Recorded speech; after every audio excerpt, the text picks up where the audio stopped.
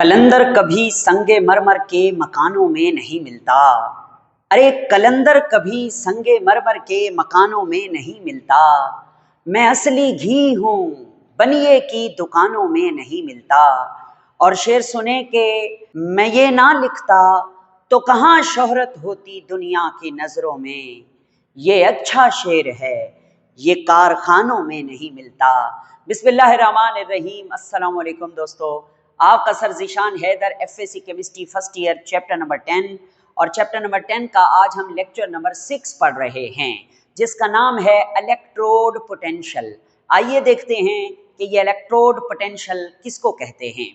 प्यारे बेटे, electrode potential जो है इसकी डेफिनेशन मैंने आपके सामने लिखी हुई है, मगर इस डेफिनेशन को समझाने से कबल मुझे एक एग्जाम्पल का सहारा लेना होगा। अगर मैं एग्जाम्पल का सहारा ना लूं तो ये डेफिनेशन मैं आपको समझाने से कासिर हूं। वो एग्जाम्पल कौन सी है जो हमारी बुक में मौजूद है, उसी को हम देखेंगे। फर्ज करें हमारे पास ये एक बीकर है और इस बीकर के अंदर ना हमने लिया हुआ है एक्वस सॉल्यूशन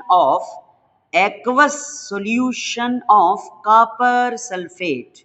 ये फर्ज कर रहे हैं हम कि हमने कॉपर सल्फेट का एक्वस सॉल्यूशन लिया हुआ है। कितना लिया हुआ है? 1 मोल पर डीएम क्यूब। यानी इस पूरे सॉल्यूशन का जो वॉल्यूम है वो 1 लीटर है, यानी पर डीएम क्यूब है, और उसमें कॉपर सल्फेट 1 मोल जो है डिसॉल्व है। ठीक है, तो फिर क्या होगा कि इस कॉपर सल्फेट के सॉल्यूशन में कौन सी चीजें होंगी? इसमें होगा कॉपर का आयन +2 चार्ज के साथ और सल्फेट के आयन -2 चार्ज के साथ। बहुत सारे होंगे, 1 मोल होंगे। ठीक है ना, कॉपर के आयन और सल्फेट के आयन। Is that clear?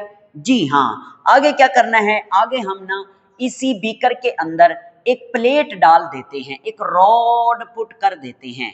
और मैं आपको बताऊं कि ये जो रॉड हमने इसके अंदर डाला है ये किस चीज का बना हुआ है? ये कॉपर का बना हुआ है, Cu का बना हुआ क्या है? रॉड है। और ये क्या है? इसको हम इलेक्ट्रोलाइट भी कह सकते हैं, aqueous solution of copper sulphate. Okay, अब क्या होगा जब आप कॉपर के रॉड को उसके अपने साल्ट वाले सॉल्यूशन में पुट करेंगे तो क्या होगा? मैं बताता हूं क्या होगा। 2 काम होंगे। पहला काम क्या होगा, जरा समझिएगा। पहला काम ये होगा कि ये जो कॉपर के आयन पड़े हुए हैं कहां पर? इस सॉल्यूशन में। ये कॉपर के आयन आएंगे इस प्लेट के पास। ये प्लेट कॉपर की है, कॉपर एक मेटल है, मेटल में इलेक्ट्रॉन होते हैं। ये कॉपर का आयन इस मेटल से इलेक्ट्रॉन गेन करेगा। ये वाला कॉपर का आयन इस मेटल से इलेक्ट्रॉन गेन करके अपने आप को कॉपर का एटम बना लेगा। मतलब ये कॉपर का जो आयन है जो कि एक्वस फॉर्म में था, एक्वस सॉल्यूशन में था, उसने 2 इलेक्ट्रॉन इस प्लेट से लिए और खुद कॉपर का एटम बन गया सॉलिड हालत में। जब ये कॉपर का एटम बनेगा तो ये इसके ऊपर चिपक जाएगा। ठीक है जी हाँ। इसी तरह और आएगा और आएगा और आएगा। ऐसे ही कॉपर के आयन एक्वस फॉर्म से ऊपर जाकर प्लेट से इलेक्ट्रॉन लेकर अपने आप को रिड्यूस करने के बाद कॉपर के एटम बनके इस प्लेट के ऊपर डिपॉजिट होते जाएंगे, इसकी सरफेस के ऊपर चिपकते चले जाएंगे। तो इसका क्या नतीजा होगा? इसका नतीजा ये होगा कि कॉपर ये जो सॉल्यूशन में है ये ऊपर चढ़ चढ़ के इस प्लेट के इलेक्ट्रॉन को इस्तेमाल करते रहेंगे, इस प्लेट के इलेक्ट्रॉन को अपने पास गेन करते रहेंगे। तो इस प्लेट के जो इलेक्ट्रॉन हैं वो इन कॉपर के आयंस को रिड्यूस करने में खर्च हो जाएंगे, जिसकी बदौलत इस प्लेट के ऊपर कौन सा चार्ज आ जाएगा? पॉजिटिव चार्ज आता जाएगा। जैसे जैसे कॉपर रिड्यूस होते जाएंगे, आयन ऊपर चढ़ते जाएंगे और इस प्लेट के ऊपर कौन सा चार्ज आता जाएगा? पॉजिटिव चार्ज आता जाएगा। जी जनाब, अब जरा आगे देखिएगा। दूसरा क्या केस है? दूसरा केस ये होगा कि ये जो कॉपर की बनी हुई मेटल है इस पर से एक एटम कॉपर का उतरेगा और अपने इलेक्ट्रॉन लूज करेगा। कैसे? ये कॉपर का एटम जो कि सॉलिड हालत में इस प्लेट के ऊपर है वो यहां से उतरेगा। ठीक है, अपने 2 इलेक्ट्रॉन जो है वो लूज करेगा, 2 इलेक्ट्रॉन खारिज करेगा। वो 2 इलेक्ट्रॉन कहां जाएंगे? वो इस प्लेट को मिल जाएंगे, ऊपर प्लेट को। ठीक है, और वो कॉपर का जो एटम था वो घुल कर नीचे आ जाएगा। किस हालत में? कॉपर के आयन की हालत में, एक्वस हालत में। तो मैं ऐसे लिखूंगा ना, Cu+2AQ की हालत में। क्यों? क्योंकि सॉलिड एटम ने अपने 2 इलेक्ट्रॉन लूज कर दिए तो वो खुद एक्वस सॉल्यूशन के अंदर आके गिर गया। तो मैं यूं कहूं कि ये कॉपर का जो रॉड है, इसका एक एटम डिसॉल्व होकर घुल कर नीचे सॉल्यूशन में आ गया है। जी हाँ, बिल्कुल ठीक है। तो ऊपर वाला जो रिएक्शन है इसको हम रिडक्शन बोला करते हैं, क्योंकि इसमें गेन ऑफ इलेक्ट्रॉन हो रहा है। तो ये जो नीचे वाला रिएक्शन है, ये ऊपर वाले का रिवर्स रिएक्शन है, इसको हम ऑक्सीडेशन कहा करते हैं। ठीक है, ओके जनाब। तो अगर ऊपर वाला रिएक्शन हो रहा है तो इस प्लेट के ऊपर पॉजिटिव चार्ज आ रहा है, अगर नीचे वाला रिएक्शन हो रहा है तो इस प्लेट के ऊपर नेगेटिव चार्ज आ रहा है। और मजे की बात यह है कि ये दोनों रिएक्शन हो रहे हैं। जी हाँ जी। अच्छा, अब सर जी, क्या ये दोनों रिएक्शन बराबर होंगे? आंसर है नहीं, ये दोनों रिएक्शन बराबर नहीं होंगे। इन दोनों में से एक रिएक्शन ज्यादा मिकदार में होगा और दूसरा रिएक्शन कम मिकदार में होगा। और कॉपर के केस में मैं आपको बताता हूं कि कौन सा रिएक्शन ज्यादा मिकदार में होता है। कॉपर के केस में ये वाला जो रिएक्शन है ना, ये वाला रिएक्शन, ये ज्यादा मिकदार में होता है। कॉपर जो है वो ज्यादा नीचे से ऊपर चढ़ती है इस प्लेट पर, ऊपर से नीचे कम ही उतरती है। अब आप इस बात को समझना, फर्ज करो शुरू में जब हमने ये रॉड नहीं डाला था तो कॉपर के आयन भी 100 थे और सल्फेट के आयन भी 100 थे। हम फर्ज कर रहे हैं, वैसे तो बहुत सारे होते हैं। तो अब क्या होगा कि नीचे से ये जो कॉपर के आयन काले वाले हैं, ये ऊपर जाके इस प्लेट पर डिपॉजिट हो जाएंगे। अगर फर्ज करो यहाँ पर 100 थे तो 100 में से 90 इसके ऊपर जाकर डिपॉजिट हो गए। 90 नीचे कितने बच गए कॉपर के आयन? सिर्फ 10 बच गए हैं। ये समझाने के लिए कह रहा हूं। अच्छा, अब ये वाला रिएक्शन हो गया, ठीक है। और ऊपर से जो नीचे उतरे हैं, ये रेड कलर के नीचे आए हैं, ये कितने आए हैं नीचे? ये फर्ज करो आए हैं सिर्फ 10, यानी सिर्फ 10 एटम कॉपर के ऑक्सीडाइज होकर कॉपर के आयन में आए हैं। तो कॉपर के यहां पर कितने हो गए? 20 हो गए। ठीक है, तो ओवरऑल इस प्लेट पे कौन सा चार्ज होगा? जाहिर सी बात है कि ये वाला रिएक्शन ज्यादा हुआ है। इस रिएक्शन की बदौलत प्लेट पे पॉजिटिव चार्ज आया था, तो ये रिएक्शन की मिकदार ज्यादा हो रही है, तो इसलिए इस प्लेट पर पॉजिटिव चार्ज ज्यादा होगा, नेगेटिव चार्ज बहुत कम होगा। तो जब पॉजिटिव चार्ज ज्यादा है तो इसका मतलब ओवरऑल प्लेट के ऊपर कौन सा चार्ज है? पॉजिटिव चार्ज आ चुका है पूरी प्लेट के ऊपर। अब आगे क्या होगा? आगे ये जो रिएक्शन 2 हो रहे हैं, यानी रिडक्शन और ऑक्सीडेशन, इनके दरमियान इक्विलिब्रियम आ जाएगा। और इक्विलिब्रियम के रिएक्शन को कैसे लिखना है? इस ऊपर वाले रिएक्शन के जरिए लिख लें, यानी Copper+2 एक्वस सॉल्यूशन से 2 इलेक्ट्रॉन गेन करने के बाद अपने आप को कॉपर सॉलिड फॉर्म में ले जाता है। क्योंकि हम इक्विलिब्रियम रिएक्शन लिख रहे हैं तो रिवर्सिबल फॉर्म में लिखना होगा, ये ऐसे और ये ऐसे। ठीक है। अच्छा, आपने एक बात नोट की है, मैंने ऊपर वाले एरो को बड़ा लिखा है, नीचे वाले एरो को छोटा। इसका मतलब ऊपर वाला रिएक्शन जो है ये तेजी से हो रहा है, ये वाला रिएक्शन ज्यादा मिकदार में हुआ है।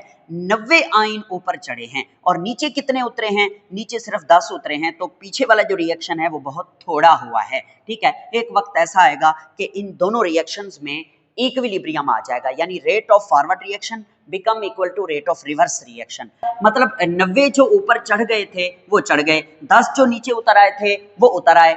अब रिएक्शन जारी है, नीचे से ऊपर भी, ऊपर से नीचे भी, दोनों काम हो रहे हैं, रुके नहीं हैं। मतलब कहना क्या चाहते हो? मैं ये कहना चाहता हूं कि अगर 1 सेकंड में नीचे से ऊपर 90 चढ़ते हैं तो उसी 1 सेकंड में ऊपर से नीचे 10 उतरते हैं। ये काम चलता रहेगा। ये रिएक्शन हो रहा है ज्यादा मिकदार में और ऊपर से नीचे जो आ रहे हैं, यानी ये रिएक्शन जो हो रहा है वो कम मिकदार में हो रहा है। इसलिए मैंने ऊपर वाले एरो को बड़ा और नीचे वाले एरो को छोटा लिखा है। ठीक है, तो जब इक्विलिब्रियम आ जाएगा उसके बाद क्या होगा? सुनिएगा, इस प्लेट पर ओवरऑल कौन सा चार्ज आ गया? पॉजिटिव चार्ज आ गया। अब इस बीकर में मुझे ये बताएं कौन से आयन की मिकदार ज्यादा होगी?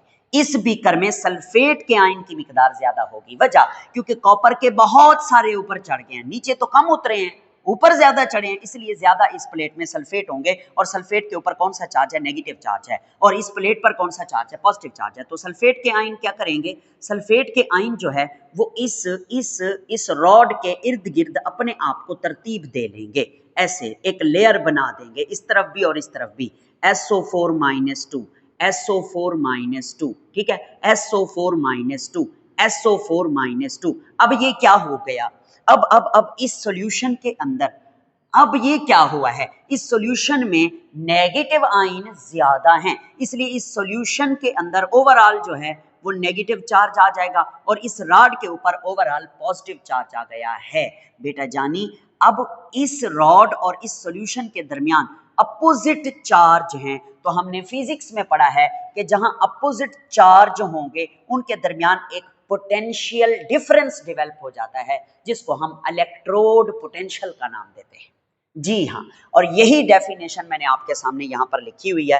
डेफिनेशन क्या है कि when a metal is put into a solution of its ions, जब हम किसी मेटल को उसके आयंस के सॉल्यूशन में डिप करते हैं, एन इलेक्ट्रिक पोटेंशियल, एक इलेक्ट्रिक पोटेंशियल जिसे हम वोल्टेज का नाम भी देते हैं, इज इस्टेब्लिश्ड, आ जाता है बिटवीन, किसके दरमियान, द मेटल, इस metal and metal ions in solution, और इस सॉल्यूशन के अंदर मौजूद मेटल आयंस के दरमियान क्या हो जाता है, एक पोटेंशियल डिफरेंस डेवलप हो जाता है। जी हाँ, this is called electrode potential. इसी को हम क्या नाम देते हैं, इलेक्ट्रोड पोटेंशियल का नाम दिया करते हैं। आइए जरा आगे चलते हैं।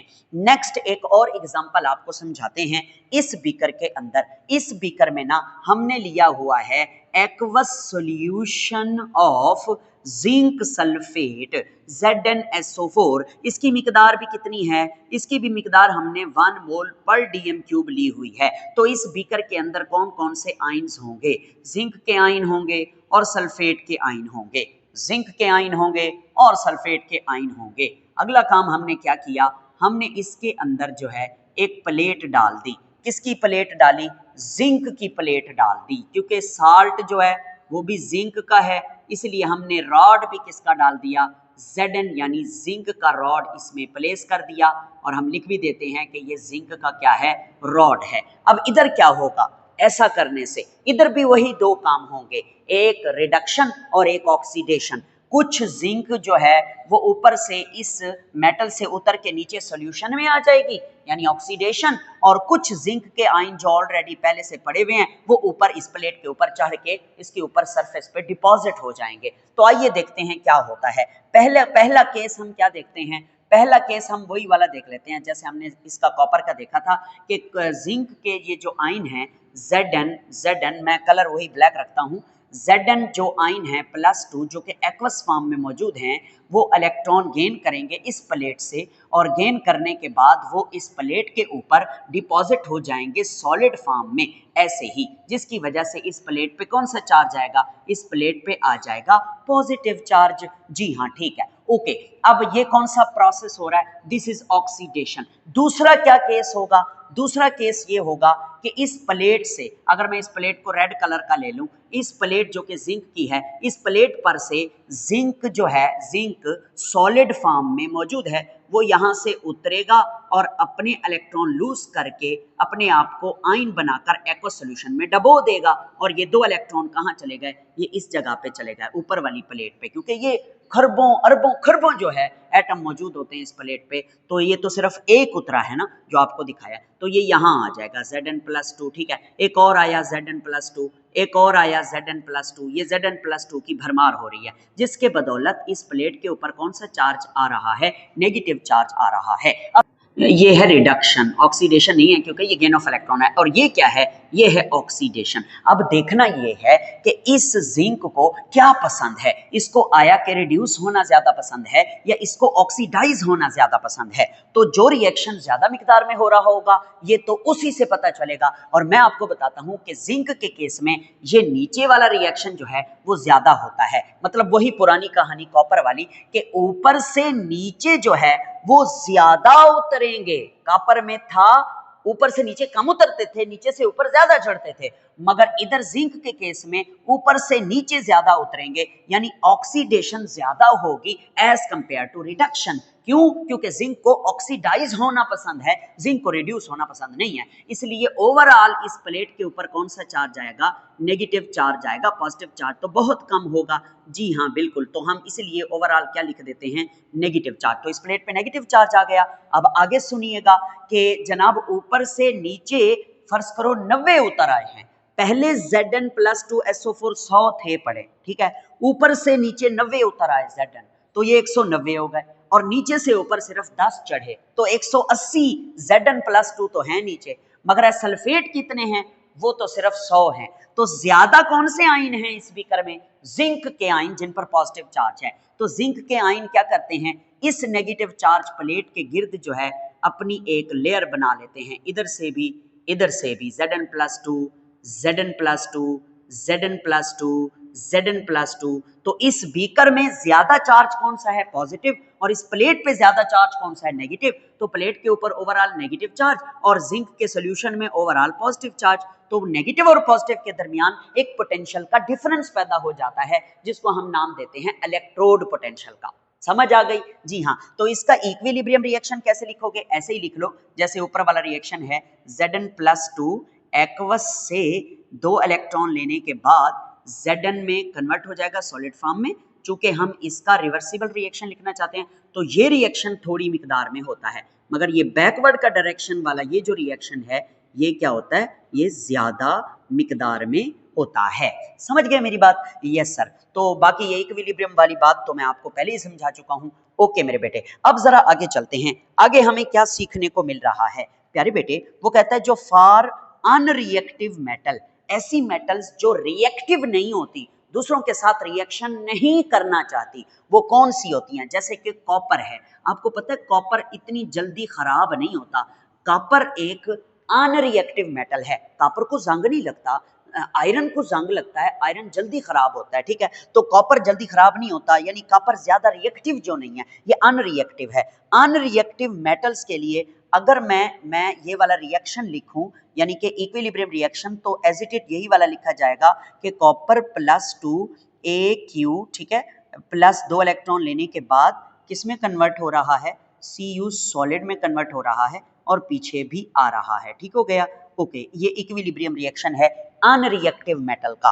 तो एक लाइन लिखी है कि फॉर अनरिएक्टिव मेटल, मिसाल के तौर पर copper, equilibrium lies more to right, मतलब इक्विलिब्रियम ज्यादा किस तरफ रहेगा? राइट साइड पे रहेगा इस रिएक्शन और इक्वेशन के मुताबिक। मतलब ये ऊपर वाला जो रिएक्शन है ये ज्यादा होगा। कौन सा? ये वाला रिडक्शन वाला रिएक्शन ज्यादा होगा। इससे क्या साबित हुआ कि कॉपर को क्या पसंद है? कॉपर को रिडक्शन पसंद है, इलेक्ट्रॉन लेना पसंद है, इलेक्ट्रॉन देना पसंद नहीं है। तो फिर एक फिक्रा बनता है कि copper ion easy to reduce, ये रिड्यूस होने के लिए आसानी पैदा, मतलब इनको आसान लगता है रिड्यूस होना, ये रिड्यूस होना पसंद करते हैं। दे गेन, ये हासिल करते हैं इलेक्ट्रॉन रेडली, बड़ी आसानी से, आसूदगी से, टू फॉर्म कॉपर मेटल, और ये कॉपर मेटल बना देते हैं। समझ आई? जी हाँ। इससे क्या समझ आएगी मैं आपको बताता हूं। इस इलेक्ट्रोड पर जो पोटेंशियल होगा ना, इस इलेक्ट्रोड का जो पोटेंशियल होगा उसको हम कहेंगे रिडक्शन पोटेंशियल। अब बात सुने, ई है इलेक्ट्रोड पोटेंशियल, यानी इलेक्ट्रोड पोटेंशियल को ई से जाहिर करते हैं। तो यहां पे अगर हम लिख दें RED, रेड, तो इसका मतलब है रिडक्शन पोटेंशियल, रिडक्शन पोटेंशियल, ठीक है। यानी ability to get reduce is called reduction potential. अपने आप को रिड्यूस करने की एबिलिटी को रिडक्शन पोटेंशियल कहते हैं। तो ये जो अनरिएक्टिव मेटल होती हैं उनका जो रिडक्शन पोटेंशियल होता है उसकी वैल्यू पॉजिटिव में होती है, यानी इनका रिडक्शन पोटेंशियल ज्यादा होता है। दे यूं समझ लें, आप यूं लिख लें कि ये रिड्यूस होना पसंद करते हैं, रिड्यूस होना पसंद करते हैं, ठीक है, करते हैं। सही है जी। आगे चलो यार। अच्छा, इनका रिडक्शन पोटेंशियल की वैल्यू पॉजिटिव में है, तो इनके ऑक्सीडेशन पोटेंशियल की वैल्यू क्या होगी? क्योंकि ऑक्सीडेशन भी तो हो रही है, इस बीकर में दोनों रिएक्शन हो रहे थे ना, रिडक्शन भी हो रही थी, ऑक्सीडेशन भी हो रही थी। हाँ ये था कि रिडक्शन ज्यादा हो रही थी, ऑक्सीडेशन कम मिकदार में, तो इनका ऑक्सीडेशन पोटेंशियल भी तो होगा। ऑक्सीडेशन पोटेंशियल हमेशा नेगेटिव में होगा, नेगेटिव का मतलब है कम होगा, ठीक है। यानी अच्छा, अब यहां से एक बात का ना आपने फैसला कर लेना है कि जो पोटेंशियल ज्यादा होगा, यानी रिडक्शन पोटेंशियल अगर पॉजिटिव में है तो इसका मतलब रिडक्शन पोटेंशियल की वैल्यू ज्यादा है, पॉजिटिव वाली चीज ज्यादा होती है। तो जो भी पोटेंशियल ज्यादा होगा इस मेटल को वही चीज पसंद होगी। यानी जैसे कि कॉपर का रिडक्शन पोटेंशियल ज्यादा है तो कॉपर को ज्यादा क्या पसंद है, रिडक्शन पसंद है। समझ आ रही है? हाँ, इसका ऑक्सीडेशन पोटेंशियल जो है वो बिल्कुल बिल्कुल माइनस के साइन में आएगा, समझ रहे हैं, कम होगा। क्यों? क्योंकि इसको ऑक्सीडेशन पसंद ही नहीं है, ये अनरिएक्टिव मेटल है। समझ गए ना मेरी बात? जी हाँ सर, आपकी बात समझ गए। जरा आगे चलते हैं दूसरी एग्जांपल में, जो कि जिंक की एग्जांपल है फॉर रिएक्टिव मेटल। जैसे कि जिंक है Zn+2, यही वाला रिएक्शन में लिख रहा हूं, Zn+2 दो इलेक्ट्रॉन लेने के बाद अपने आप को चेंज कर देते हैं Zn में सॉलिड फॉर्म में, मगर इस जगह पर आपने ये वाला रिएक्शन थोड़ा लिखा और पीछे वाला रिएक्शन जो है वो ज्यादा लिखा है। क्यों क्यों क्यों ज्यादा लिखा है पीछे वाला रिएक्शन? इसलिए क्योंकि Zn को ऑक्सीडाइज होना ज्यादा पसंद है। Zn एक रिएक्टिव मेटल है, ये चाहता है कि मैं अपने इलेक्ट्रॉन ज्यादा लूज कर दूं। तो जो अपने इलेक्ट्रॉन लूज करता है वो रिएक्टिव मेटल होती है। आप शायद पहले कहीं पढ़ चुके हों कि वो मेटल जो इजीली आसानी से इलेक्ट्रॉन लूज करती है वो ज्यादा रिएक्टिव होती है। जी हाँ, तो जिंक कॉपर के मुकाबले में इलेक्ट्रॉन लूज करना पसंद करता है, ना कि गेन करना। इसलिए इस बीकर में ऊपर से नीचे ज्यादा उतरे थे इलेक्ट्रॉन छोड़कर इस प्लेट पर, ठीक है, तो इसलिए मैंने ये लिखा हुआ है। अच्छा, इसके अलावा हमारी बुक में एक और एग्जांपल भी है, विनेडियम। विनेडियम भी एक मेटल है जो कि ऑलरेडी एक रिएक्टिव मेटल है। वो अगर दो इलेक्ट्रॉन गेन करके रिड्यूस होती है तो थोड़ी रिड्यूस होती है, मगर पीछे ज्यादा आती है, मतलब ऑक्सीडाइज ज्यादा होती है। ये पीछे ज्यादा आती है, मतलब ऑक्सीडाइज ज्यादा होती है, लूज ज्यादा करती है इलेक्ट्रॉन। तो विनेडियम की मिसाल लें या जिंक की मिसाल लें, दोनों ठीक है, दोनों में से कोई एक आप लिख लें, इकट्ठे लिख लें, कोई मसला नहीं है, ठीक है। तो यही बात मैंने लिखी है कि एग्जाम्पल जिंक या vanadium, equilibrium lies more to left. इधर ये मेरा राइट हैंड है और ये लेफ्ट है, इस तरफ इक्विलिब्रियम रहेगा ज्यादा, इक्विलिब्रियम, ये देखो ये एरो मैंने बड़ा लिखा है, यानी ये ऑक्सीडाइज होना ज्यादा पसंद करते हैं। तो विनेडियम+2 एंड जिंक+2 आयन जो हैं डिफिकल्ट टू रिड्यूस, इन्हें रिड्यूस होना पसंद नहीं है, डिफिकल्ट, मुश्किल से ये रिड्यूस होते हैं, थोड़ा रिड्यूस होते हैं। They do not gain electron readily to form metal ion. Vanadium या जिंक के ये बड़ी आसानी से इलेक्ट्रॉन गेन नहीं करते, ये रेडली, आसूदगी से, आसानी से इलेक्ट्रॉन गेन करना पसंद नहीं करते। तो इसका मतलब इनका जो रिडक्शन पोटेंशियल होगा, इनका जो रिडक्शन पोटेंशियल होगा उसकी वैल्यू किस में होगी? उसकी वैल्यू नेगेटिव में होगी, मतलब इनका रिडक्शन पोटेंशियल कम होगा। इसका मतलब इनको रिडक्शन पसंद नहीं है। और इनका जो ऑक्सीडेशन पोटेंशियल है मेरे बेटे, ऑक्सीडेशन पोटेंशियल है वो क्या होगा? वो पॉजिटिव में होगा, वो ज्यादा होगा। जिसको रिडक्शन पसंद ना हो उसको जाहिर है ऑक्सीडेशन पसंद होती है। रिएक्टिव मेटल का ऑक्सीडेशन पोटेंशियल पॉजिटिव में होता है और ज्यादा होता है, इसलिए इनको क्या पसंद है? ऑक्सीडेशन इनको पसंद है, ये ऑक्सीडाइज होना चाहते हैं। तो जो रिएक्टिव मेटल्स होती हैं उनको ऑक्सीडेशन पसंद होती है, जो अनरिएक्टिव मेटल्स होती हैं उनको क्या पसंद होती है? उनको रिडक्शन पसंद होती है। मेरे ख्याल से आपको बात समझ आ गई होगी। अब जरा आगे चलते हैं। एक बात आपके गोश गुजार करना चाहता हूं कि हमारी बुक में एक टॉपिक है छोटा सा, इसी टॉपिक में इलेक्ट्रिकल डबल लेयर। ये इलेक्ट्रिकल डबल लेयर क्या होती है? जरा इधर गौर कीजिए, इस प्लेट के ऊपर कौन सा चार्ज है? नेगेटिव चार्ज है, और यहाँ इसमें कौन सा चार्ज है? इसमें पॉजिटिव चार्ज की लेयर बनी हुई है इसके इर्द गिर्द, इसी को बोलते हैं electrical double layer, opposite charge वाली लेयर। यानी ये वाली लेयर क्या है? ये पॉजिटिव चार्ज वाली लेयर है, और ये वाली लेयर क्या है? ये नेगेटिव चार्ज वाली लेयर है। इसको बोलते हैं electrical double layer. Is that clear?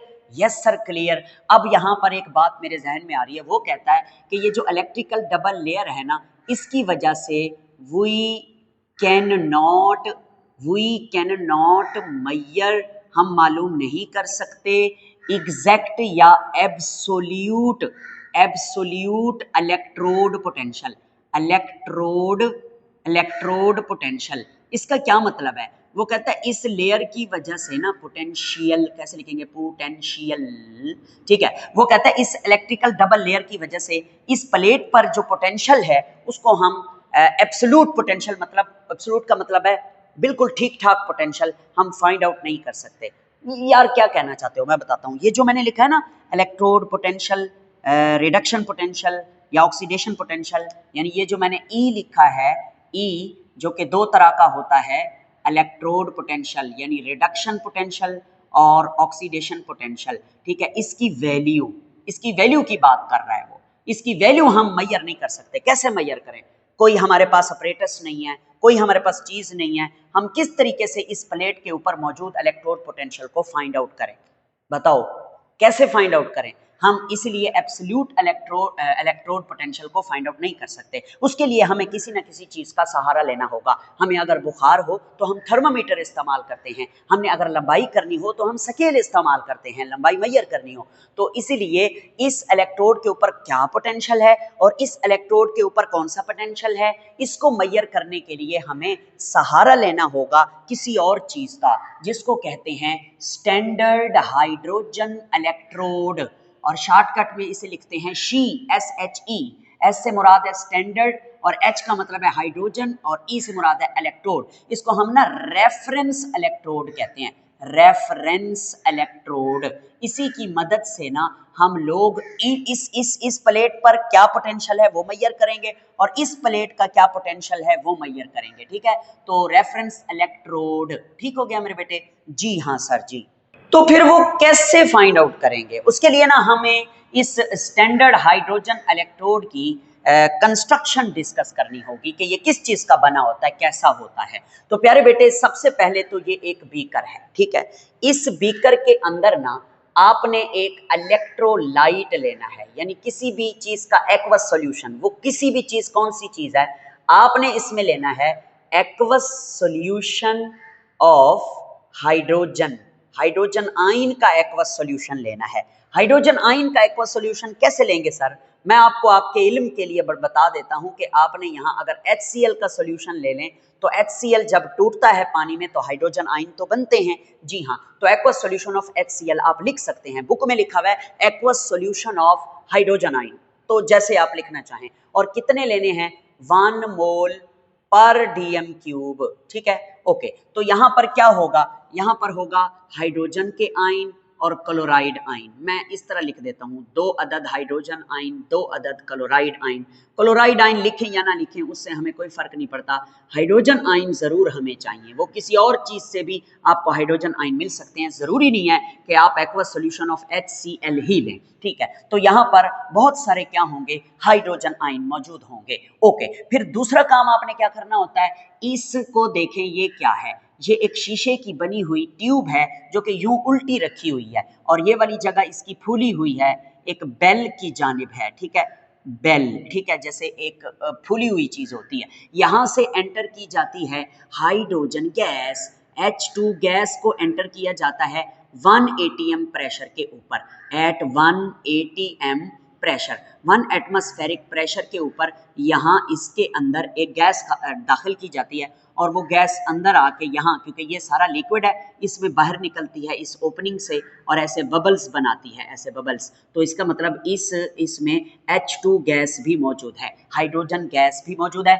और हाइड्रोजन के आयन भी मौजूद हैं। नेक्स्ट आगे देखें, फिर आपने क्या करना होता है, आपने इसके अंदर ये जो उल्टी रखी हुई शीशे की ट्यूब है, इसके अंदर एक प्लाटिनम की वायर को डाला हुआ है, PT wire, platinum, PT platinum wire को आपने पुट किया हुआ है और इसके नुक्कड़ पे यहाँ पे आप यहाँ पर जो है प्लाटिनम ब्लैक की एक प्लेट बनाकर जोड़ देते हैं। ये प्लाटिनम ब्लैक की क्या प्लेट है, मतलब इसका क्या मतलब है? प्लाटिनम के ऊपर प्लाटिनम ब्लैक को कोट कर देते हैं, मतलब प्लाटिनम ब्लैक पाउडर फॉर्म में होती है, तो एक पतरी जो PT की बनी हुई है उसके ऊपर ब्लैक कलर की पाउडर फॉर्म में डिपॉजिट करा दी जाती है, जिसे कार्बन ब्लैक कहते हैं। वो पाउडर फॉर्म में इसलिए डिपॉजिट कराई जाती है ताकि सरफेस एरिया बढ़ जाए और अच्छा काम आए, ठीक है। तो ये इस वक्त हमारा क्या है, ये हमारा एक इलेक्ट्रोड है, ये हमारा क्या है? इलेक्ट्रोड है। जी हाँ सर, ये हमारा इलेक्ट्रोड है। ओके सर जी, ओके। और आगे चलें, आगे क्या चीजें हैं? तो ये जो हमारा इलेक्ट्रोड बन गया है, हम इसको स्टैंडर्ड हाइड्रोजन इलेक्ट्रोड का नाम देते हैं। सर इसको स्टैंडर्ड हाइड्रोजन इलेक्ट्रोड क्यों कहते हैं? क्योंकि इसमें जो कंडीशंस रखी जाती हैं ना, कंडीशंस, वो सारी स्टैंडर्ड कंडीशंस रखी जाती हैं। स्टैंडर्ड कंडीशंस क्या होती हैं? आपने जो कंसंट्रेशन रखनी होती है इस सॉल्यूशन की, वो रखनी होती है 1 मोल पर डीएम क्यूब। वो तो हमने रख ली, या आप इसे यूं भी लिख सकते हैं 1 मोलर 1 एम, यूं भी लिख सकते हैं। नेक्स्ट, उसके बाद टेम्परेचर आपने इसके अंदर 25 डिग्री सेल्सियस का रखना होता है। अगर आप इसको केल्विन में तब्दील करोगे तो ये 298 केल्विन हो जाएगा। और टेम्परेचर के अलावा जो प्रेशर है गैस का, वो मैंने आपको बताया 1 atm रखना होता है। ठीक हो गया? तो ये कुछ स्टैंडर्ड कंडीशंस हैं। ठीक है, अच्छा अब इस पूरे जो हमारा सेल है, इस सेल को हम नाम देते हैं हाफ सेल, या एग्जैक्ट इसको यूं लिखते हैं H positive H2 half cell. ठीक है, इसको हाफ सेल क्यों कह रहे हैं आगे आपको समझ आ जाएगी। H पॉजिटिव H2 का मतलब यह है कि इसमें हाइड्रोजन आयन भी मौजूद हैं और इसमें हाइड्रोजन गैस भी मौजूद है, इसलिए इसको इसलिए इसको hydrogen ion slash H2 half cell का नाम दिया जाता है। प्यारे बेटे आगे चलते हैं। अब इस पूरे जो ये जो हमारा हाफ सेल है, इसमें दो तरह के रिएक्शन होंगे। पहला रिएक्शन क्या होगा मैं बताता हूँ। पहला रिएक्शन ये होगा कि ये जो हाइड्रोजन आयन ऑलरेडी इस सॉल्यूशन में पड़े हुए हैं, रेड कलर वाले हाइड्रोजन आयन, ये क्या करेंगे, ये इस प्लेट के पास जाएंगे, इस कार्बन ब्लैक वाली प्लेट के पास। ये प्लेट पीटी की है, पीटी एक मेटल है, इनर्ट मेटल है। इस प्लेट से क्या लेंगे, इलेक्ट्रॉन पिकअप करेंगे, 2 इलेक्ट्रॉन गेन करके अपने आप को H2 गैस में तब्दील कर देंगे। और ये जो H2 गैस है वो यहाँ पे बनेगी, इसी जगह पे H2 गैस, मगर इस प्लेट पे चिपकेगी नहीं। क्यों? क्योंकि ये प्लेट जो है ये एक इनर्ट इलेक्ट्रोड है, तो इसी के ऊपर H2 गैस लिबरेट तो हो रही है, पैदा तो हो रही है, मगर इसके ऊपर चिपकेगी नहीं, बिल्कुल नहीं। ओके, यहाँ पे पैदा हुई तो फिर यहाँ से यहाँ आ जाएगी बाहर। H2 गैस तो पहले भी यहाँ मौजूद है, कोई मसला नहीं है। तो ये कौन सा काम हुआ है, ये रिडक्शन हुई है। ये क्या हुई है, रिडक्शन हुई है। तो गेन ऑफ इलेक्ट्रॉन, तो इसका जो रिडक्शन पोटेंशियल है वो कितना होगा, हम ना इस शी का यानी स्टैंडर्ड हाइड्रोजन इलेक्ट्रोड का जो रिडक्शन पोटेंशियल है वो लेते हैं 0.00 वोल्ट। कितना लेते हैं, 0.00 वोल्ट। ये जो पोटेंशियल होता है उसको हम वोल्ट में लिया करते हैं, volt is the unit of potential difference. तो 0.0 क्यों लेते हैं, क्योंकि इसका जो, तो 0 क्यों लेते हैं रिडक्शन पोटेंशियल, वो हम खुद से लेते हैं आर्बिट्रेरली। लफ्ज है आर्बिट्रेरली, मतलब खुद से हम इसका रिडक्शन पोटेंशियल 0 लेते हैं। वो क्यों लेते हैं मैं आपको बताऊंगा। नेक्स्ट, दूसरा जो काम है वो इस पे क्या होगा, वो ये होगा कि ये जो हाइड्रोजन की गैस अंदर आ रही है, H2 गैस अंदर जो आ रही है, ये H2 गैस जो अंदर आ रही है, H2 गैस, ये क्या करे, ये गैस अपने इलेक्ट्रॉन लूज करे, ये अपने आप को हाइड्रोजन के आयन में चेंज करे और 2 इलेक्ट्रॉन लूज कर दे और एक्वस फॉर्म में आ जाए। ठीक है, तो इलेक्ट्रॉन किसको देगा, इस पीटी की प्लेट को दे देगा, कोई मसला नहीं है। तो ये दिस इज कॉल्ड ऑक्सीडेशन, ये ऑक्सीडेशन हो रही है। तो इस वक्त जो पोटेंशियल होगा इस रिएक्शन के मुताबिक उसे हम कहेंगे ऑक्सीडेशन पोटेंशियल, और उसकी भी वैल्यू क्या ली जाती है, 0.00 वोल्ट। सर रिडक्शन पोटेंशियल की वैल्यू भी 0 ले रहे हैं, ऑक्सीडेशन पोटेंशियल की वैल्यू भी 0 ले रहे हैं, ऐसा क्यों है मैं बताता हूं। मतलब जितने हाइड्रोजन आयन रिड्यूस हो रहे, तकरीबन उतने हाइड्रोजन के मॉलिक्यूल ऑक्सीडाइज भी हो रहे हैं, इसीलिए हम इसका रिडक्शन पोटेंशियल भी खुद से 0 ले लेते हैं और ऑक्सीडेशन पोटेंशियल भी 0 ले लेते हैं। ठीक है, ना वो ज्यादा है ना वो ज्यादा है। सर कोई और वजह भी है? जी हाँ, क्योंकि हमने इसको रेफरेंस इलेक्ट्रोड बनाया हुआ है। इस इलेक्ट्रोड के साथ हम इस इलेक्ट्रोड को जोड़कर एक मुकम्मल सेल बनाएंगे। ठीक है, मुकम्मल सेल जो बनाएंगे, फिर उससे हमें इसकी मदद से इस वाले इलेक्ट्रोड के ऊपर मौजूद इलेक्ट्रोड पोटेंशियल का पता चलेगा। सेम ऐसे ही हम इस रेफरेंस इलेक्ट्रोड के साथ इस वाले सेल को, या यूं बेहतर अल्फाज में मैं अगर कहूं तो इस वाले हाफ सेल के साथ ये वाला हाफ सेल जोड़कर हम इस हाफ सेल में मौजूद इलेक्ट्रोड के ऊपर इलेक्ट्रोड पोटेंशियल को फाइंड आउट करेंगे। इसलिए हम इसका जो इलेक्ट्रोड पोटेंशियल लेते हैं वो 0 लेते हैं। समझ आ गई? अगर आप इन दोनों रिएक्शन को इकट्ठा लिखना चाहते हैं इन इक्विलिब्रियम फॉर्म तो बिल्कुल लिख दें ऊपर वाले रिएक्शन के मुताबिक। ओके, प्लस 2 इलेक्ट्रॉन, ठीक है, H2 हाँ, अब यहाँ पे आपने क्या करना है, यहाँ पे ऐसे, ये देखो ये दोनों बराबर हो रहे हैं, ऊपर वाला भी नीचे वाला भी बराबर रेट से हो रहे हैं, इक्विलिब्रियम की हालत में ये रिएक्शन हमने लिख दिया, सही हो गया। ओके, अच्छा एक मजे की बात आपको बताऊं, इस वाले पूरे सेल को पता क्या कहते हैं, इसमें दो चीजें हैं, इसमें जिंक का आयन है और जिंक का रॉड है, इसको यूं लिखते हैं zinc +2 ion and zinc metal half cell, ये भी इसे कहते हैं, ठीक है। और सेम इसी तरह से इसका क्या नाम होगा, इसका नाम होगा, इसमें कॉपर के आयन है और ये कॉपर का रॉड है, इसको हम कह सकते हैं copper ion and copper rod half cell, सही हो गया, यस सर, ओके।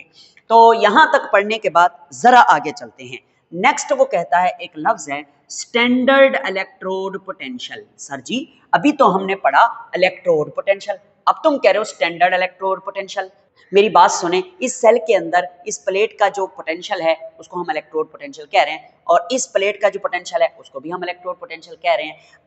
अगर यही वाला पोटेंशियल हम स्टैंडर्ड कंडीशन में मेजर करें तो फिर इसको हम स्टैंडर्ड इलेक्ट्रोड पोटेंशियल कहेंगे, और इधर भी अगर हम पोटेंशियल स्टैंडर्ड कंडीशन में मेजर करेंगे तो फिर पोटेंशियल सिंपल इलेक्ट्रोड पोटेंशियल नहीं बल्कि स्टैंडर्ड इलेक्ट्रोड पोटेंशियल कहेंगे।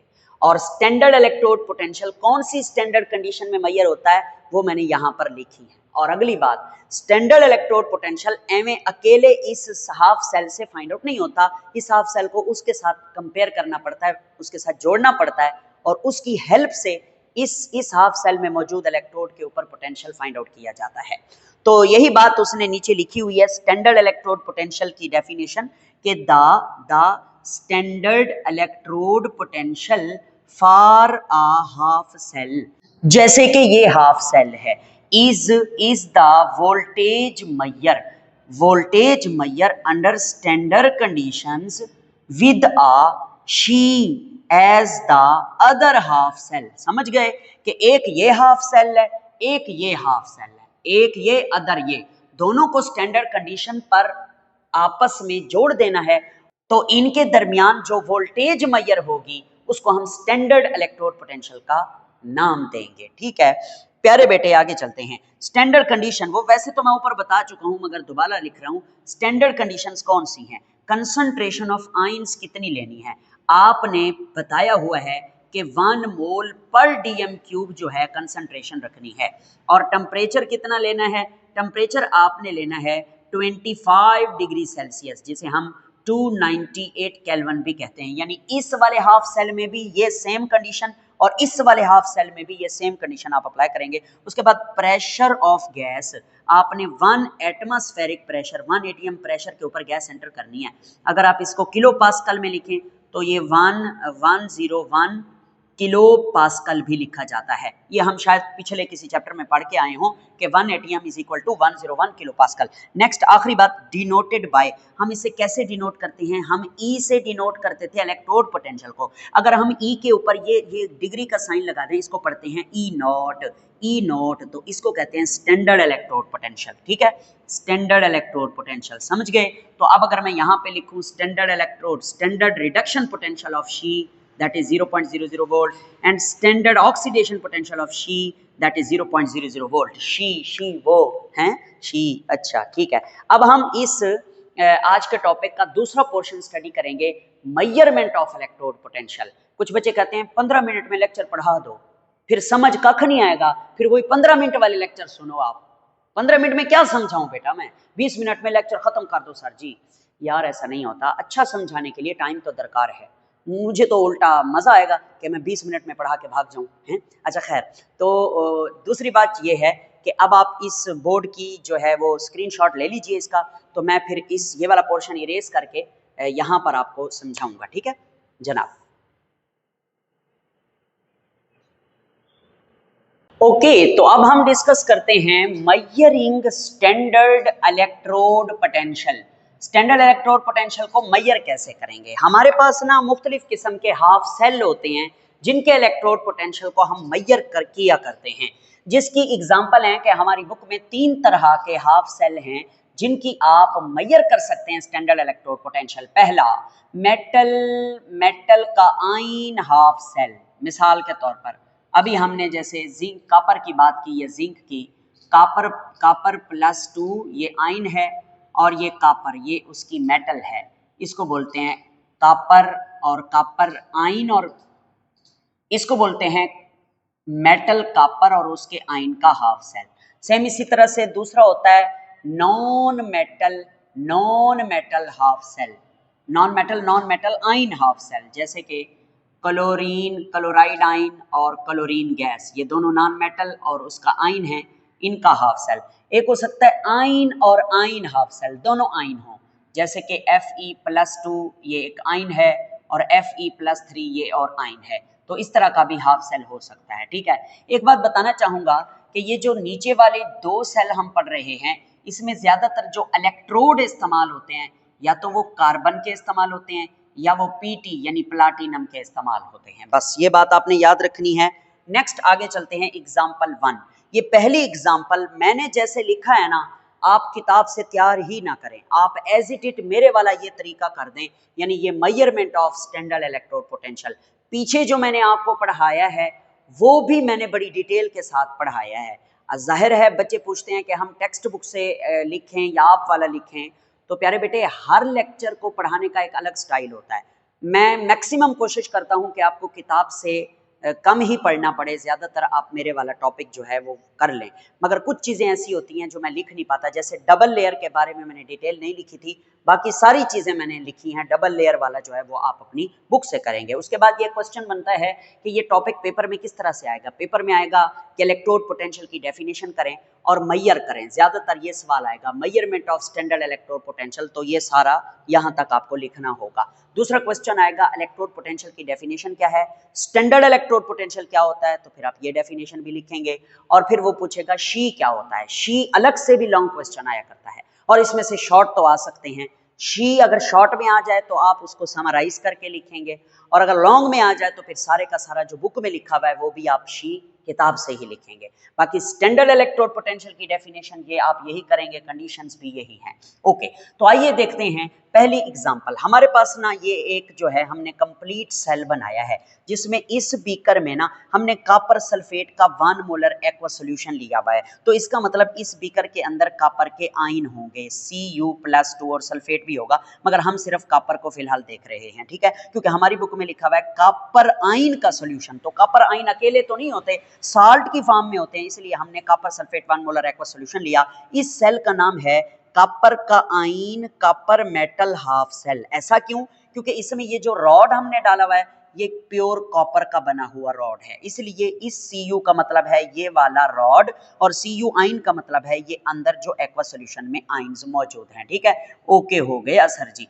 आगे चलिएगा, राइट साइड पे अगर आप देखें तो राइट साइड पे आपने इस बीकर के अंदर HCl का 1 मोलर एक्वा सॉल्यूशन लिया हुआ है, तो इसमें हाइड्रोजन के आयन भी होंगे। ठीक है, और Cl के आयन भी होंगे, मगर हम सिर्फ हाइड्रोजन के आयन ही लिखते हैं क्योंकि उसी से ही हमें गर्ज है। और इस हाफ सेल का नाम क्या है, H2 gas half, sorry hydrogen ion H2 half cell. Sir ऐसा क्यों कह रहे हैं? क्योंकि यहाँ पे हाइड्रोजन आयन है, जी हाँ है, एक्वा सॉल्यूशन की फॉर्म में, इसलिए H पॉजिटिव लिखा है। H2 क्यों लिखा है? क्योंकि इस तरफ से हम ना 1 atm के प्रेशर के ऊपर हाइड्रोजन गैस भी इसके अंदर एंटर किया करते हैं। ओके हो गया, तो ये जो एक्वा सॉल्यूशन है वो यहाँ तक आ गया। ठीक है, ये हमने लिख दिया। उसके बाद आपको पता है ये जो तार है ये प्लाटिनम की है, इसके ऊपर प्लाटिनम ब्लैक है और ये उल्टी रखी हुई शीशे की ट्यूब है। जी जनाब, उसके बाद आगे चलते हैं। नेक्स्ट जनाबे वाला, ये जो आपको पता है रॉड, मैंने अभी बताया ये Pt का बना हुआ है। अब ये वाले रॉड को तार के साथ जोड़ देंगे, इस वाले रॉड को भी तार के साथ जोड़ देंगे, और यहाँ हम एक मशीन लगा देंगे जिसका नाम होता है वोल्ट मीटर। क्या नाम होता है? Volt meter. ये हमें वोल्टेज मेजर करके देता है, या हम दूसरे लफ्जों में कहें कि ये हमें इलेक्ट्रोड पोटेंशियल फाइंड आउट करके देगा, या हमें ये यूं कहें कि स्टैंडर्ड इलेक्ट्रोड पोटेंशियल मेजर करके देगा। ठीक है, ओके हो गया। नेक्स्ट आगे चलते हैं। सर ये ग्रीन वाली क्या है? ये जो आपने पाइप लगाया हुआ है बेटा जानी, इसको बोला जाता है साल्ट ब्रिज। क्या बोलते हैं? Salt bridge. हम आगे चल के ना कल गैल्वानिक सेल पढ़ेंगे, उसमें ये साल्ट ब्रिज इस्तेमाल की जाती है। इसमें साल्ट का सैचुरेटेड सॉल्यूशन भरा जाता है। इस साल्ट ब्रिज का फंक्शन भी हम कल पढ़ेंगे कि ये दो हाफ सेल को जोड़ता है और यहाँ से यहाँ या इधर से इधर आयंस की ट्रांसफर को फैसिलिटेट करता है, यानी इसके जरिए आयन एक हाफ सेल से दूसरे हाफ सेल में ट्रांसफर हो सकते हैं। ठीक है, अच्छा अब अगली बात मैं आपको बताता चलूं कि ये जो हाफ सेल है और ये जो हाफ सेल है, दोनों को जब जोड़ा है तो ये कंप्लीट सेल बन गया है और इस कंप्लीट सेल का नाम होता है गैल्वानिक सेल। ये हमने आगे चल के पढ़ना है, गैल्वानिक सेल या हम इसको वोल्टाइक सेल भी कहते हैं। ओके जनाब, आपने क्या करना है, आपने ये वाली तार को अभी इसके साथ जोड़ना नहीं है, यानी स्विच जो है, अभी स्विच जो है वो ऑन नहीं हुआ। जैसे ही हम स्विच ऑन करेंगे तो पता है क्या होगा, मैं आपको बताता हूं, ये करंट जो है इस वोल्ट मीटर से दौड़ना शुरू करेगा और ये वोल्ट मीटर किस वोल्टेज का करंट इधर से गुजरा है ये हमें मैयर करके दे देगा। तो इस केस में ये जो हमने सेल बनाए हुए हैं, इस केस में जो इसका इलेक्ट्रोड पोटेंशियल इसने हमें दिया है वो दिया है प्लस 0 पॉइंट, सॉरी इधर जगह नहीं है, मैं इसको यहाँ लिख देता हूँ, इसको काट के यहाँ से इस जगह पे जो उसने हमें इलेक्ट्रोड पोटेंशियल दिया है वो दिया है प्लस 0.34 वोल्ट, प्लस 0.34 वोल्ट। और एक बात मैं आपको बताऊं, ये जो वोल्ट मीटर होता है ना, ये रिडक्शन पोटेंशियल को मैयर कर सकता है बस, ये ऑक्सीडेशन पोटेंशियल को मैयर नहीं करता। इसलिए मैं यहाँ पे रेड भी लिख दूं तो अच्छी बात है, ये सिर्फ रिडक्शन पोटेंशियल को मैयर करता है। और चूंकि ये सारा कुछ हमने स्टैंडर्ड कंडीशन में लिया हुआ है, इसलिए ये स्टैंडर्ड रिडक्शन पोटेंशियल मैयर करके देता है। सर जी इसकी क्या वजह है, ये स्टैंडर्ड रिडक्शन पोटेंशियल क्यों मैयर करके देता है? प्यारे बेटे, एक इदारा है केमिस्ट्री का, IUPAC, international union of pure and applied chemistry, ये इदारा कहता है कि ये जो आपने इलेक्ट्रोड पोटेंशियल पढ़ना है, पढ़ाना है, वो रिडक्शन मोड वाला पढ़ाना है। क्या मतलब? वो कहता है सिर्फ आप रिडक्शन पोटेंशियल पढ़ते रहें और लिखते रहें, जो ऑक्सीडेशन पोटेंशियल होगा उसकी वैल्यू जो है वो सेम होगी रिडक्शन पोटेंशियल वाली, सिर्फ साइन उलट कर दिया जाएगा। समझ रहे हो मेरी बात को? हाँ, यानी वो कहता है इलेक्ट्रोड पोटेंशियल को आप रिडक्शन मोड में डिफाइन करें, इलेक्ट्रोड पोटेंशियल को आप रिडक्शन पोटेंशियल ही कहा करें। जो ऑक्सीडेशन पोटेंशियल होगा वो साइन उलट हो जाएगा, वैल्यू सेम रहेगी। आगे आपको मजीद समझ आएगा। खैर, तो बेटा जानी, अब ये जो यहां पर पोटेंशियल आया है ये किस चीज का पोटेंशियल है, मैं आपको बताता हूं। ये रिडक्शन पोटेंशियल है। किसका? इस वाले रॉड का है या इस वाले का है? तो आप सुनिएगा मेरी बात, यहां पर जो हमें पोटेंशियल मिलता है ना, ये होता है इस वाले का, रेफरेंस इलेक्ट्रोड का नहीं होता। क्यों? क्योंकि रेफरेंस इलेक्ट्रोड का जो रिडक्शन पोटेंशियल है वो तो जीरो होता है। ये देखिए यहां पे ये, ठीक है, तो ये जो वैल्यू मिली है ये किसके रिडक्शन पोटेंशियल की मिली है? ये कॉपर के रिडक्शन पोटेंशियल की मिली है। Cu+2, यानी यहां से यहां जाए Cu और 2 इलेक्ट्रॉन गेन करे, इस प्लेट से 2 इलेक्ट्रॉन गेन करे और कन्वर्ट हो जाए Cu में, सॉलिड में, और इसके ऊपर चिपक जाए, डिपॉजिट हो जाए। ठीक है, एक्वस से जाए, इलेक्ट्रॉन प्लेट से ले और खुद किस में चेंज हो जाए? Cu सॉलिड में। तो इस दौरान जो इसका रिडक्शन, स्टैंडर्ड रिडक्शन पोटेंशियल की वैल्यू है वो यही है जो वोल्ट मीटर ने दी है, प्लस 0.34 वोल्ट। सर इसकी क्या होगी, इसकी रिडक्शन पोटेंशियल की वैल्यू क्या होगी? इसके रिडक्शन पोटेंशियल की वैल्यू तो हम ऑलरेडी पढ़ चुके हैं कि शी जो है, हाइड्रोजन इलेक्ट्रोड जो है, उसकी रिडक्शन पोटेंशियल की वैल्यू होती है 0। जी हाँ, इसके रिडक्शन पोटेंशियल की वैल्यू क्या होती है? वो होती है 0.00 वोल्ट। ठीक हो गया? जी हाँ। अच्छा, अब जो चंद एक बातें हैं वो मैं आपके गोश गुजार कर दूं, और नीचे लिखी भी है मैंने। वो चंद एक बातें ये हैं कि अब इसमें क्या हुआ है मैं बताता हूं कि यहाँ पर जो है करंट कैसे आया है, ये वोल्ट मीटर ने वोल्टेज कैसे दिया है। प्यारे बेटे, हुआ बेसिकली ये है कि ये जो शी है ना, इस शी ने जनाब अपने इलेक्ट्रॉन लूज किए हैं। मतलब कैसे? इधर जो है ये जो गैस आपने एंटर की थी H2 गैस, ठीक है, इसने अपने इलेक्ट्रॉन लूज किए और खुद हाइड्रोजन आयन बना और 2 इलेक्ट्रॉन लूज कर दिए। यही 2 इलेक्ट्रॉन इस प्लेट पे आ गए, इस प्लेट से ये 2 इलेक्ट्रॉन चढ़े, इधर को आए, इस वोल्ट मीटर में से गुजरे, यहाँ करंट हमें वोल्टेज की फॉर्म में मैयर होकर आया, यहाँ से इलेक्ट्रॉन आए और इस प्लेट के ऊपर इलेक्ट्रॉन आ गए। अब इधर इलेक्ट्रॉन जनरेट होकर इधर आए। अब ये जो कॉपर का आयन था ये इसके ऊपर चढ़ा, इसने यही 2 इलेक्ट्रॉन जो इधर से आए थे उनको गेन करके अपने आप को डिपॉजिट करा दिया इस रिएक्शन की बदौलत। ठीक हो गया जी हाँ। अब यहां पर क्या हो रहा है, लॉस ऑफ इलेक्ट्रॉन, यानी H2 अपने इलेक्ट्रॉन लूज कर रहा है, 1 2 3 4 ऐसे बहुत सारे इलेक्ट्रॉन जो है वो इसके ऊपर लूज होकर आ रहे हैं, इलेक्ट्रॉन यहां पर जन्म ले रहे हैं, पैदा हो रहे हैं। तो जहां लॉस ऑफ इलेक्ट्रॉन होती है उस इलेक्ट्रोड को हम क्या नाम देते हैं, उसको हम एनोड का नाम देते हैं, एनोड का नाम देते हैं। और इसके ऊपर ये क्या हो रहा है, लॉस ऑफ इलेक्ट्रॉन, इसके ऊपर हो रही है बेसिकली ऑक्सीडेशन। ठीक है, तो ये इलेक्ट्रॉन यहां पर जब आ जाते हैं तो ये कॉपर के आयन इन इलेक्ट्रॉन्स को लेने के लिए ऊपर जाकर इलेक्ट्रॉन लेकर अपने आप को रिड्यूस करके इसके ऊपर डिपॉजिट कर जाते हैं। तो यहाँ गेन ऑफ इलेक्ट्रॉन हो रहा है, यानी कॉपर कहाँ लिखूं, कॉपर +2 2 इलेक्ट्रॉन गेन करके कॉपर के एटम में चेंज होकर इसके ऊपर डिपॉजिट हो रहा है। तो इस प्लेट के ऊपर गेन ऑफ इलेक्ट्रॉन हो रहा है, तो इसका मतलब इस प्लेट के ऊपर रिडक्शन हो रही है। तो जिस प्लेट पर रिडक्शन हो रही होती है उस प्लेट को हम क्या कहते हैं, उसको हम कहते हैं कैथोड, यानी ये कॉपर एज अ कैथोड के तौर पर एक्ट कर रहा है, ये कॉपर का रॉड, और ये प्लाटिनम का रॉड शी के अंदर एनोड के तौर पर एक्ट कर रहा है। समझ रहे हो मेरी बात कि नहीं समझ रहे? जी हाँ, यही इसीलिए यहां से इलेक्ट्रॉन आए इस तरफ, तो इसलिए हम एरो यहां पे शो करवा देंगे तार के अंदर कि इलेक्ट्रॉन इधर से आकर इधर जा रहे हैं। अब आपसे कोई पूछे कि ये जो एनोड है ये वाला, इस पर कौन सा चार्ज होगा, आप कहेंगे हमने इलेक्ट्रोलाइटिक सेल पढ़ा था कि एनोड के ऊपर पॉजिटिव चार्ज होता है। ना जी ना, इस पे कौन सा चार्ज जन्म ले रहा है, इस पे इलेक्ट्रॉन जन्म ले रहे हैं, इलेक्ट्रॉन आ रहे हैं, इलेक्ट्रॉन पैदा हो रहे हैं। तो इसका मतलब इस प्लेट पर ओवरऑल नेगेटिव चार्ज होगा। इसलिए इस सेल में यानी गैल्वानिक सेल में एनोड के ऊपर कौन सा चार्ज होता है, नेगेटिव चार्ज होता है। याद रखेंगे, जो पीछे हमने सेल पढ़ा था वो इलेक्ट्रोलाइटिक सेल, उसमें एनोड पर पॉजिटिव था। खैर इधर देखो इलेक्ट्रॉन यहां आ रहे हैं, आ तो रहे हैं यहां, फिर इस्तेमाल हो रहे हैं, यहां आकर रुक तो नहीं रहे। इसलिए ओवरऑल अगर हम इस इलेक्ट्रोड और इस इलेक्ट्रोड को कंपेयर करें तो इधर पैदा हो रहे हैं इलेक्ट्रॉन और इधर खर्च हो रहे हैं इलेक्ट्रॉन।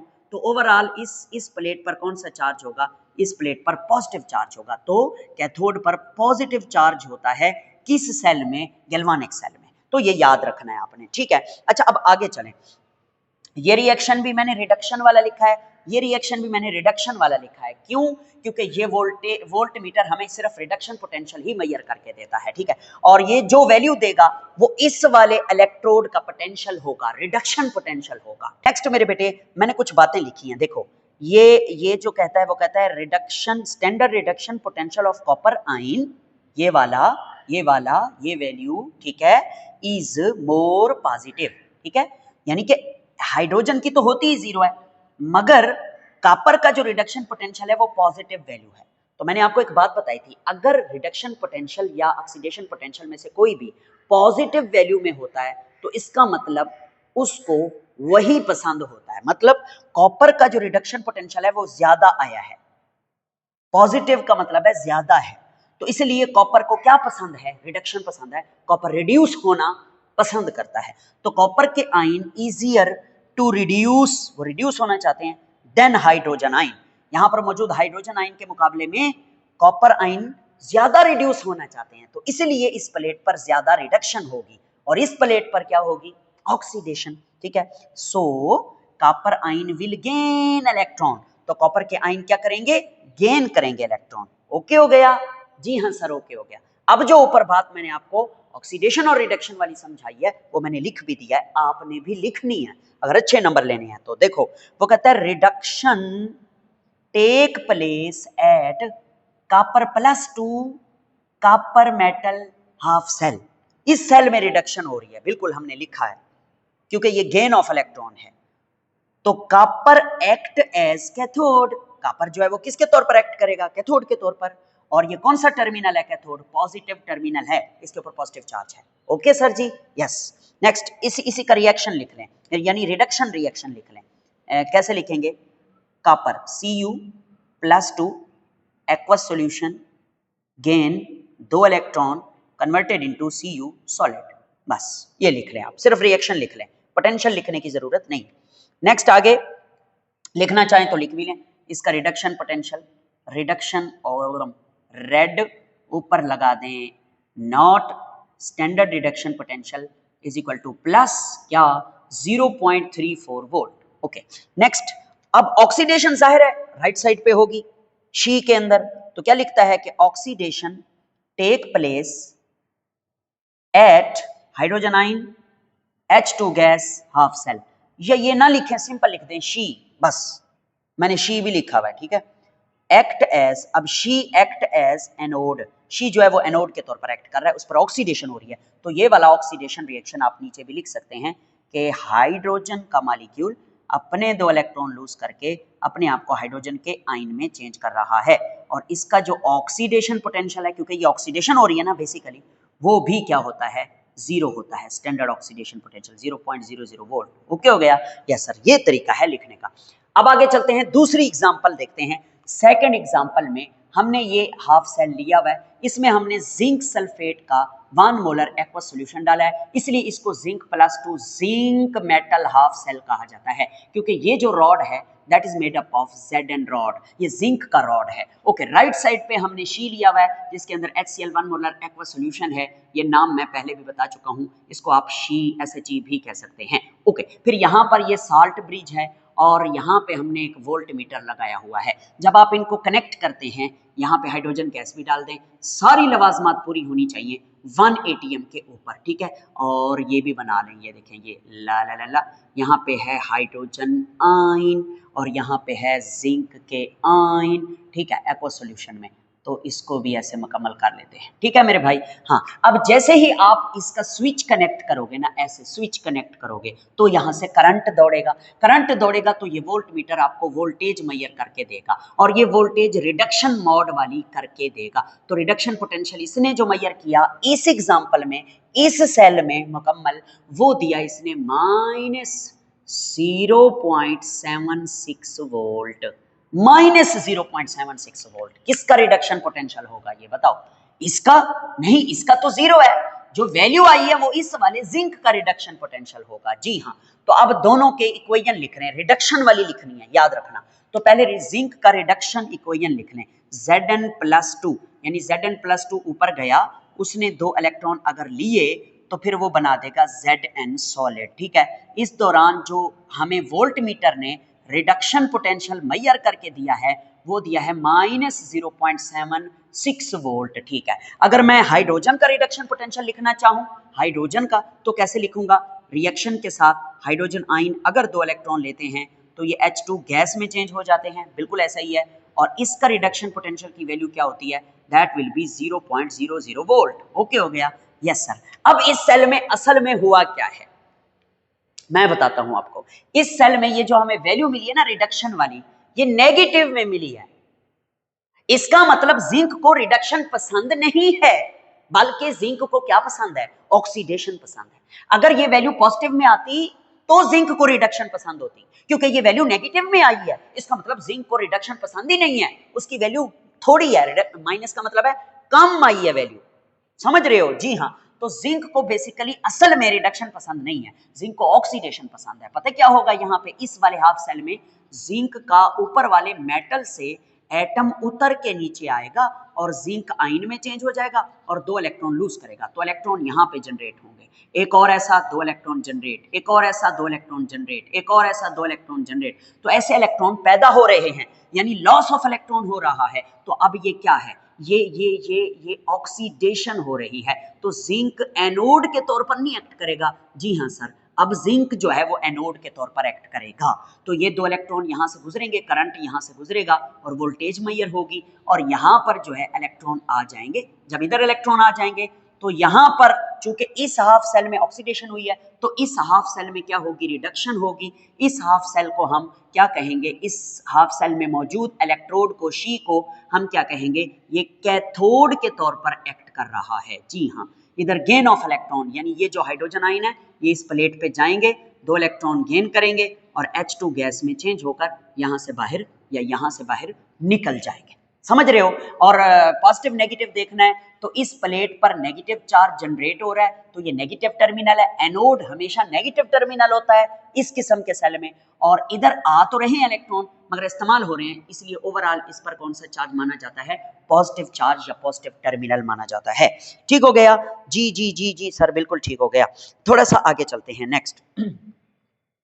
अब हम इसी ऊपर वाली बात को जो हमने समझा है इसको लिख भी दिया है कि reduction, standard reduction potential of zinc is more negative, बहुत नेगेटिव है। बहुत नेगेटिव का मतलब इसको रिडक्शन पसंद नहीं है। तो शोज दैट, ये जाहिर करता है कि zinc ion are more difficult to reduce, zinc के आयन रिड्यूस नहीं होना चाहते then hydrogen ion, hydrogen ion के मुकाबले में। So zinc will lose easily electron, zinc बड़ी आसानी से इलेक्ट्रॉन लूज करेगा, गेन नहीं करेगा। ठीक है, हाँ जी है। आगे चलते हैं। तो रिडक्शन किसके ऊपर हो रही है? रिडक्शन इधर हो रही है, ये देखिए रेड मैंने लिखा हुआ है। तो reduction take place at H plus and H2 half cell या शी। तो आगे देखें, शी लिहाजा एक्ट एज कैथोड, शी किसके तौर पर एक्ट कर रहा है? कैथोड के तौर पर, और इसे हम पॉजिटिव टर्मिनल इलेक्ट्रोड का नाम भी दे देते हैं, पॉजिटिव टर्मिनल इलेक्ट्रोड। तो इसका रिएक्शन लिखें रिडक्शन वाला, दो हाइड्रोजन आयन दो इलेक्ट्रॉन गेन कर रहे हैं। आपकी बुक में एक हाइड्रोजन आयन का चक्कर भी पड़ा हुआ है, आप मेरे वाला तरीका कीजिएगा, H2 गैस बन गई। तो रिडक्शन पोटेंशियल क्या है दोस्तों? इसका तो रिडक्शन हो या ऑक्सीडेशन पोटेंशियल हो, वो होता है 0.00 वोल्ट। ओके, अब आगे चलते हैं। ऑक्सीडेशन कहां हो रही है? वो जिंक के ऊपर हो रही है। तो oxidation take place at Zn+2 zinc half cell. हाँ, so zinc act as anode and negative terminal. तो इसका कौन सा अब रिएक्शन लिखोगे यहाँ पे? ऑक्सीडेशन रिएक्शन, ये वाला नहीं लिखोगे, ऑक्सीडेशन वाला लिखोगे, इसका रिवर्स, यानी Zn zinc solid converted into Zn+2 ion aqueous form में और दो इलेक्ट्रॉन लूज। तो यहां पर आपको कौन सा पोटेंशियल लिखना होगा? रिडक्शन नहीं, ये ऑक्सीडेशन हो रही है, ऑक्सीडेशन पोटेंशियल ऑफ जिंक लिखना होगा। सर वो तो हमें पता ही कोई नहीं। क्यों नहीं पता? ये है नहीं। ओए सर ये तो रिडक्शन पोटेंशियल है। बेटा जानी जो भी वैल्यू है ना, सेम वही वैल्यू आएगी ऑक्सीडेशन पोटेंशियल की, सिर्फ उसका साइन उलट कर दें। ये रिडक्शन पोटेंशियल है जिंक का माइनस में, आप इधर लिख दें प्लस 0.76 वोल्ट। अब समझ आई? प्लस, इसका ऑक्सीडेशन पोटेंशियल प्लस में है, प्लस में ऑक्सीडेशन पोटेंशियल है, तो इसका मतलब जिंक को क्या पसंद है? ऑक्सीडेशन पसंद है। समझ आ रही है नहीं आ रही? जी हाँ सर। तो इसका मतलब इस रेफरेंस इलेक्ट्रोड की मदद से हम जो है किसी और हाफ सेल के अंदर मौजूद इलेक्ट्रोड का पोटेंशियल फाइंड आउट कर लेते हैं, दोनों पोटेंशियल, ऑक्सीडेशन पोटेंशियल भी, रिडक्शन पोटेंशियल भी। तो इसका मतलब जिंक का जो ऑक्सीडेशन पोटेंशियल है, ऑक्सीडेशन पोटेंशियल वो है प्लस 0.76 वोल्ट, और जिंक का जो रिडक्शन पोटेंशियल है वो है माइनस 0.76 वोल्ट। इसी तरह अगर हम कॉपर की बात करें तो कॉपर का जो रिडक्शन पोटेंशियल है वो है 0.34 वोल्ट, और कॉपर का जो ऑक्सीडेशन पोटेंशियल होगा वो इसके उलट होगा, वो होगा minus 0.34 volt. Is that clear? Yes sir. आप इसका स्क्रीनशॉट ले लीजिए और अच्छी तरह इसकी तैयारी कीजिए। मैंने पूरी कोशिश की है कि मैं आपको अच्छा पढ़ा सकूं। बहुत शुक्रिया। अल्लाह हाफिज।